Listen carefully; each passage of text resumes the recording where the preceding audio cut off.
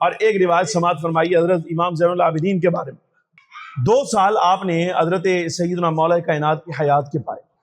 سن 38 ہجری میں آپ کی ولادت ہوئی، مولا کائنات 40 ہجری میں آپ کی شہادت ہوئی۔ 2 سال حضرت امام زین العابدین رضی اللہ تعالیٰ نے مولا کائنات کی گود پائی۔ سبحان اللہ۔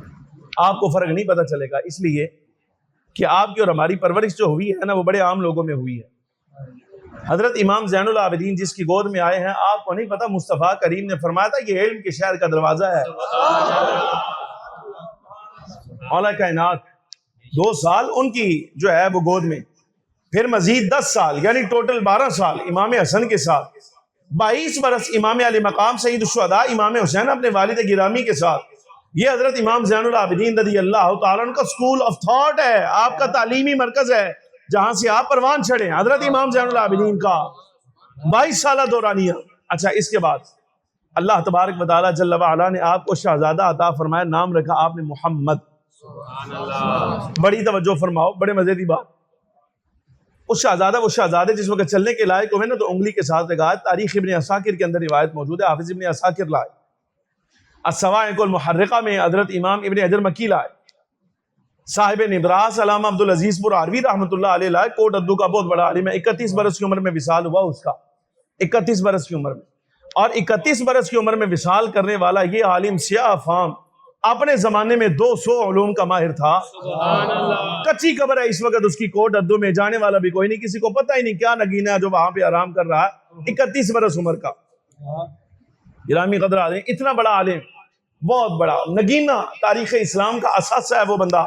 علامہ عبدالعزیز پور عربی رحمۃ اللہ علیہ شرح قائد پر، جن کی شرح نبراس کے نام سے، انہوں نے بھی لکھا حضرت امام زین العابدین رضی اللہ تعالیٰ عنہ اپنے وہی شہزادے حضرت امام محمد کو انگلی سے لگایا اور آپ نکلے، ایک مجلس میں داخل ہوئے۔ معلوم ہوا یہ مجلس حضرت جابر بن عبداللہ الانصاری صحابی رسول کی ہے رضی اللہ عنہما۔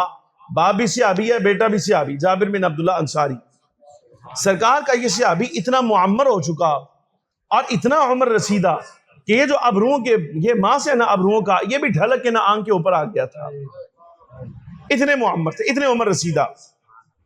اچھا، آپ اپنی مجلس میں بیٹھے ہیں، اپنے مقام پر، اپنی نشست میں، دستک کو بھی اجازت چاہے گی، فرمایا اجازت ہے آ جاؤ۔ یوں ہاتھ کے ساتھ خود ایسے آنکھ کو اٹھا کر دیکھتے تھے، یہاں ماس اٹھاتے تھے، ماس اٹھا کر دیکھا حضرت امام زین العابدین آئے، مرحبا کہا، اٹھ کر کھڑے ہوئے، استقبال کیا، استقبال کرنے کے بعد اپنے مقام پر بٹھایا، عزت افزائی کی، اور پھر پوچھا، فرمایا یہ جو آپ کے ساتھ آئے ہیں، فرمایا یہ کون ہے؟ یہ کون ہے؟ فرمایا یہ میرا بیٹا ہے۔ حضرت جابر بن عبداللہ انصاری سے کہا یہ میرا بیٹا ہے، اس کا نام محمد ہے۔ اتنے لفظ کہے، آئے امام زین العابدین ہیں، بیٹا جو ساتھ آیا اس کا نام محمد ہے، اتنا تذکرہ سنا، حضرت جابر بن عبداللہ انصاری رضی اللہ تعالیٰ عنہ رو پڑے، سرکار کا سیاب رو پڑے۔ پوچھا گیا کیا وجہ ہے رونے کی؟ فرمایا میں امام الانبیاء صلی اللہ علیہ وسلم کی بارگاہ عالی میں حاضر تھا، حضور کی مجلس میں بیٹھا تھا۔ یہ سرکار کی ظاہری حیات میں بالکل جوان آدمی، ان کی جو شادی ہے وہ بھی غزوہ تبوک کے موقع پر ہوئی، یعنی سرکار کی حیات ظاہری کے بالکل آخری سال تھے، یہ 9 ہجری میں غزوہ تبوک ہوا۔ اس زمانے میں انہوں نے شادی کی، یعنی 9 ہجری میں حضور کا 2 سال کے بعد وصال ہوا، سرکار کے 2 سال پہلے، وصال سے 2 سال پہلے بندہ شادی کر رہا ہے، نکاح کر رہا ہے، اتنا جوان آدمی تھا۔ اب جب امام زین العابدین آئے ہیں، امام محمد باقر چلنے کے قابل ہو گئے ہیں، یہ وہ زمانہ ہے تو بزرگ ہو گئے۔ اچھا، رو پڑے۔ حضرت سیدنا امام زین العابدین نے پوچھا، فرمایا جی رونے کا سبب کیا، وجہ کیا ہے؟ فرمایا میں حضور کی بارگاہ میں حاضر تھا، امام الانبیاء صلی اللہ علیہ وسلم جلوہ افروز ہیں، حضرت امام حسین رضی اللہ تعالیٰ عنہ بی بی صاحبہ کے حجرات سے بھاگے ہوئے اور آ کر امام الانبیاء صلی اللہ علیہ وسلم کی گود میں جلوہ فرما ہوئے، فضمہ، سرکار نے سینے سے لگایا، وقبلہ، بوسہ دیا، اور بوسہ دینے کے بعد حضرت جابر فرماتے ہیں میں دیکھ رہا تھا حضور نے اپنی گود میں بٹھایا اور بٹھا کر مجھے کہا اے جابر یہ میرا بیٹا دیکھ رہا ہے، تو اس کو دیکھ رہا ہے؟ جی ہاں یا رسول اللہ دیکھ رہا ہوں۔ کم؟ فرمایا یاد رکھنا جابر، ان قریب اللہ تبارک و تعالی جل وعلا میرے اس بیٹے کو بیٹا عطا فرمائے گا، قیامت کا دن ہوگا، امام حسین گود میں بیٹھے ہیں، میرے اس بیٹے کو اللہ بیٹا عطا فرمائے گا، قیامت کا دن ہوگا، اور جس وقت سیدنا آدم سے لے کر وہ آخری فرد جس پر قیامت قائم ہونی ہے، سرکار نے ارشاد فرمایا ساری کائنات رب کی بارگاہ میں حاضر ہوگی حساب کتاب کے لیے۔ عرش کے پائے سے ایک ندا کرنے والا ندا کر کے کہے گا الا لیکم سید العابدین الا لیکم سید العارفین، خبردار پوری کائنات میں سب عبادت کرنے والوں کا جو سردار ہے وہ کھڑا ہو جائے، رب کی معرفت رکھنے والوں میں جو سب کا سردار ہے وہ کھڑا ہو جائے۔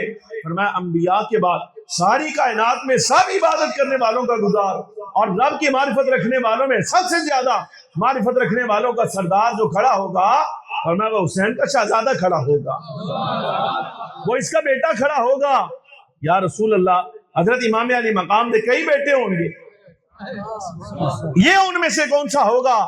فخر عالم صلی اللہ علیہ وسلم نے فرمایا یہ جو عابدوں کا سردار ہے، یہ جو عارفوں کا سردار ہے، اس کی علامت یہ ہے کہ آگے پھر اس شہزادے کو اللہ تبارک و تعالیٰ ایک شہزادہ عطا فرمائے گا، وہ میرا ہم نام ہوگا، اور جب تیری اس سے ملاقات ہو تو جابر میرا اس میرے ہم نام کو سلام کہتا فَقْرَأْهُ مِنِّي السَّلَامُ، اس شہزادے کو میرا سلام کہنا۔ فرمایا شہزادے آج رویا ہوں مصطفیٰ کریم صلی اللہ علیہ وسلم کی نگاہ دے کر کہ صاحب وقت کے بارے میں ہمیں یہ معلوم ہے، وقت کا ولی ہو، صاحب وقت ہو، اللہ تبارک و تعالیٰ جل وعلا اس کی ذریت اس کے سامنے کھڑی کر دیتا ہے۔ امام الانبیاء صلی اللہ علیہ وسلم کا کمال دیکھو، سرکار قیامت تک آنے والی اپنی امت کو اور اپنی اولاد کو بھی دیکھ رہے ہیں، اور میرا دیکھ نہیں رہے بلکہ ان کے حالات بھی بیان فرما رہے ہیں۔ میں تمہاری توجہ دلاؤں گا اس بات کی طرف، یہ یاد کرو، سمجھنے کی کوشش کرو کہ امت میں امام زین العابدین وہ فرد ہے، پیدا بعد میں ہوا ہے۔ سرکار دو عالم صلی اللہ علیہ وسلم نے قیامت کے دن اس کو جو مقام ملنا ہے اس کی پیدائش سے بھی پہلے بیان فرما دیا۔ حضرت امام زین العابدین، آپ نے نام امام زین العابدین کا لکھا تھا، میرے عنوان کے ساتھ ایک جملہ سنیے، بات ختم۔ بڑا سادہ جملہ ہے اور سادے انداز میں کہنے والا ہے۔ آپ حضرت امام زین العابدین رضی اللہ تعالیٰ عنہ کے ان لفظوں کے ساتھ کربلا کو سمجھ لیجیے جو آپ نے کہے۔ واقعہ کربلا کے بعد حضرت امام رضی اللہ تعالیٰ عنہ آپ نے ساری زندگی کے لیے خاموشی اختیار فرمائی، آپ کلام نہیں کرتے تھے، بہت زیادہ خاموش رہتے تھے، لیکن جدو کیتا امام زین العابدین کلام تمہیں کڑا چھڑے، اللہ دی قسم تمہیں کڑا چھڑن۔ کیا اعتقاد کے باب میں عقیدے کا باب آپ پڑھنا چاہیں، آپ حدیث کا باب پڑھنا چاہیں، آپ یقین جانیے یہ اپنے زمانے کا اتنا بڑا امام ہے، باقاعدہ طور پر محدثین یہ بحث کر چکے کہ حدیث کے باب میں سب سے زبردست قسم کی سند کون سی ہے، تو امت کی ایک پوری جماعت ایسی ہے جو کہتے ہیں سب سے اعلیٰ سند یہ ہے کہ جس میں امام زین العابدین روایت کریں اپنے والد امام حسین سے، امام حسین روایت کریں اپنے والد مولا کائنات سے، مولا کائنات روایت کریں سرکار سے، سرکار جبریل امین سے، جبریل امین اللہ تبارک و تعالی جل وعلا۔ یہ علم حدیث کے باب میں امام زین العابدین، اور باقی آپ اعتقاد کا باب، حضرات صحابہ کرام اہل بیت کی عزت آپ دیکھیں امام زین العابدین نے جیسی کروائی ہے باقاعدہ۔ یہ یاد رکھیے گا ہمارا نام زین العابدین ہے، میں غلام ہوں حضرت سیدنا امام زین العابدین رضی اللہ تعالیٰ عنہ۔ میں مرن والا ہو گیا بچپن اور میرے خاندان والے جڑے نا شاہ جی میرے 10 دن، ابا جی میں 10 دن کہتے ہیں، خاندان والے مشورہ دیا، انہوں نے کہا نام بڑا بھارا ہے، نام بدلو۔ میرے ابا جی کہتے ہیں میں نے ان کو کہا کہ نام میں نے حضرت امام زین العابدین کے نام پر رکھ دیا ہے، بچنا ہوا زندہ رہا تو ان کے نام پر رہے گا، اور اگر منظور ہوا تو ان کا نام لے کر اس دنیا سے جائے گا، لیکن نام نہیں بدلنا اس کا۔ اے تسی ذہن سے رکھنا، ہم بھی امام زین العابدین کا صدقہ مانگ رہے ہیں، یا اللہ جو اعتقاد تو نے حضرت امام زین العابدین کو دیا ہے اور جو ہم تک پہنچا ہے، عام عظیم اس عقیدے کا تعلق حضور کی آل کے ساتھ ہے، اولاد کے ساتھ ہے، حضور کی اصحاب کے ساتھ ہے، حضور کی ذات کے ساتھ ہے۔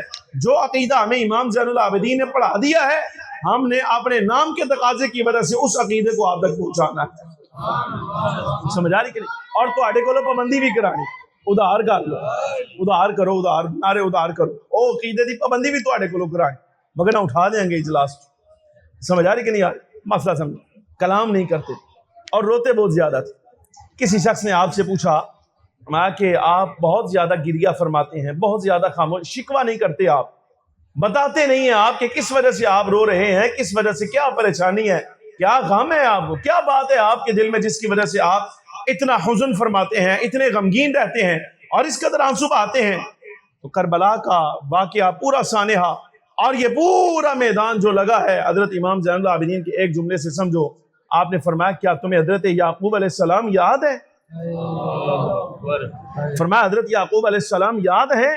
قرآن اٹھاؤ دیکھو، صرف ایک بیٹا ان کا یعنی حضرت یوسف علیہ السلام وصال نہیں کیا، صرف ان کی آنکھوں کے سامنے سے دور ہوئے تو اتنا غمگین ہوئے کہ رو رو کر ان کی آنکھیں سفید ہو گئی. اگر سیدنا یعقوب علیہ السلام کا حال یہ ہے، اچھا ماتم انہوں بھی کوئی نہیں کیتا، اے بھی ذہنی سے رکھنا. حضرت یعقوب علیہ السلام اپنے آپ کو مثال دے رہے ہیں نا، تو جو مثال حضرت یعقوب علیہ السلام کا ہے فرماتے ہیں وہی میں نے اپنایا. اگر ایک بیٹا آنکھوں کے سامنے سے جدا ہو جائے اور وہ زندہ بھی ہو، معلوم بھی ہے کہ مصر کی سرزمین پر ہے، حضرت یعقوب علیہ السلام کو موجود. حضرت امام زین العابدین رضی اللہ تعالیٰ عنہ فرمایا کہ اگر بیٹا نگاہوں کے سامنے سے مفقود ہو جائے، زندہ ہونا معلوم ہو، تب بھی اس کی جدائی کی وجہ سے رو رو کر اگر حضرت یعقوب علیہ السلام کی آنکھیں سفید ہو سکتی ہیں تو میں نے تو رسول اللہ کی آل کے 22 شہزادے آنکھوں کے سامنے ذبح ہوتے ہوئے دیکھے ہوئے ہیں. 22 شہزادے، میں نے اپنا خاندان ذبح ہوتے دیکھا ہے. ہاں یہ ہم اہل بیت کا اسوہ ہے، جو آزمائش اللہ تبارک و تعالیٰ کو ہمارے بارے میں منظور ہے ہم بھی اس پر راضی ہیں، شکوہ نہیں کرتے، لیکن یہ ہمارا اہل بیت کے ساتھ پیار ہے. اور جو آنسو نکل رہے ہیں یہ نوحہ کی وجہ سے نہیں نکل رہے، یہ رسول اللہ کی اولاد کی محبت میں نکل رہے ہیں اور ان پر شفقت اور پیار اور محبت کی وجہ سے نکل رہے ہیں. گرامی قدر آدمی، یہ حضرت امام زین العابدین رضی اللہ تعالیٰ نے کربلا بیان فرمائی ہے اپنے اس جملے کے ساتھ. خلاصہ کلام گفتگو کا صرف اتنا ہے، آپ قرآن اٹھائیے، رسول گرامی صلی اللہ علیہ وسلم کی آل اولاد کا مقام آپ کو بیان کرتا ہوا رب کا کلام نظر آئے گا. آپ حدیث اٹھائیے، فخر عالم صلی اللہ علیہ وسلم اپنی اولاد کی توقیر بتاتے اور تعظیم کراتے ہوئے آپ کو نظر آئیں گے. حضرات صحابہ کرام علیہم الرضوان کی زندگیاں اٹھائیے تو رب العالمین جل وعلا نے انہیں یہ شرف عطا فرمایا کہ ہر رسول گرامی صلی اللہ علیہ وسلم کا تربیت یافتہ حضرات صحابہ کرام علیہم الرضوان کا ہر فرد فخر عالم نور مجسم صلی اللہ علیہ وبارک وسلم کی اولادوں کی تعظیم کرتا ہوا نظر آیا ہے. اور یہ واقعہ کربلا یہ اہل بیت اطہار رضی اللہ تعالیٰ مجمعین کے صبر کا ایک مرحلہ تھا، اور وہ بھی اس لیے، وہ صرف اس لیے یہ منظرنامہ حضور کو دکھایا گیا. سرکار نے خود ملاحظہ فرمایا، اور ملاحظہ اس لیے فرمایا کہ کل قیامت تک آنے والی امت میں سے کوئی فرد کھڑا ہو کر یہ نہ کہے کہ حضور بدر ہوا تو آپ کے ساتھ اصحاب کہے انہوں نے تو جانیں دی، احد میں اصحاب نے جانیں دی اور خیبر میں جانیں دی. جناب والا ہر مرحلہ پر اصحاب شہید ہوتے رہے. یا رسول اللہ صلی اللہ علیہ وسلم آپ بتائیے آپ نے دین حق اسلام کے لیے اپنے گھر سے کیا دیا؟ تو فخر عالم صلی اللہ علیہ وبارک وسلم کی اولاد کے 22 شہزادے میدان کربلا میں حضور ملاحظہ فرما رہے ہیں، آپ کی نگاہوں کے سامنے ذبح کیے گئے، اس لیے تاکہ قیامت تک آنے والا کوئی فرد یہ زبان نہ ہلائے کہ حضور نے اپنے خاندان سے کیا دیا. آج اگر کوئی پوچھ لے کہ امام الانبیاء صلی اللہ علیہ وسلم کے اہل بیت اور حضور کے خاندان کی اسلام کے لیے کیا خدمات ہیں، تو 22 شہزادوں کی گردنیں اور سر آپ کو نیزے پر اٹھے ہوئے بول کر بتائیں گے کہ دیکھو ہم نے خاندان ذبح کرایا ہے تو اعلاء کلمت اللہ کے لیے کروایا ہے، یہ ہم نے اسلام کے لیے کرایا ہے.